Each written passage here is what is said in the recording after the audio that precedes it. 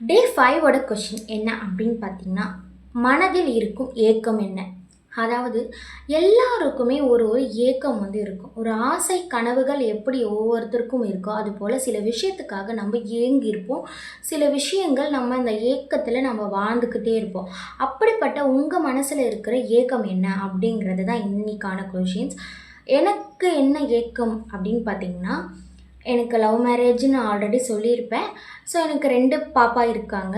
எனக்கு என்னென்னா, நம்ம கன்சீவ் ஆனோம் அப்படின்னா, நம்ம அம்மா வீட்ல நம்ம அவ்வளோ கேர் பண்ணி பார்த்துப்பாங்க. ஸோ எல்லாருக்குமே அந்த ஆப்பர்ச்சுனிட்டிஸ் எல்லாம் கிடைக்கும். ஒரு ஒரு பெண்ணுக்குமே அது ரொம்ப ஸ்வீட் மெமரீஸான டேஸ்.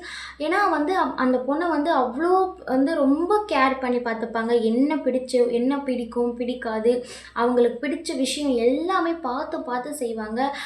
எனக்கு அது ஒன்று தான் ஏக்கம். நான் அந்த ஃபீல் பண்ணதில்ல. ஸோ என்னோட 2 பாப்பாவுமே நான் எங்கள் வீட்லயே தான் நான் இருந்தேன். எனக்கு அது ஒரு ஆசைங்கிறத விட அது ஒரு ஏக்கம். ஒருவேளை நான் அங்கே இருந்திருந்தா நம்ம எப்படி இருந்திருப்போம்? நமக்கு பிடிச்சதெல்லாம் உனக்கு என்ன பிடிக்கும், என்ன பிடிக்கும்னு பார்த்து பார்த்து கேட்டுக்கிட்டு, நான் ப்ரெக்னன்சி டைமில் கூட சொல்கிறேங்க, நானாக தான் சமைச்சு, நானாக தான் சாப்பிட்டேன். பாப்பா பொறந்து வித்தின் 1 மந்த் மட்டும்தான் என்னோடய மதர் இன் லா சப்போர்ட் பண்ணியிருப்பாங்க. ஸோ அதுக்கப்புறமா நானே தான் சமையல் செஞ்சு, நானே தான் பசங்களையும் தனியாக தான் பார்த்து, தனியாக தான் வளர்த்தேன். ஸோ அது ஒரு ஏக்கம். அவர் கூட இருந்திருந்தா ரொம்ப நல்லா இருந்திருக்குமே அப்படின்னு சொல்லிட்டு தான். பட் இதுக்கப்புறம் அது நடக்க போகிறதில்ல. உங்களுக்கு என்ன ஏக்கம்னு நீங்கள் கமெண்ட் பாக்ஸில் கமெண்ட் பண்ணிவிடுங்க. ஒரு பேப்பர் பென் எடுத்து நோட் பண்ணிக்கோங்க.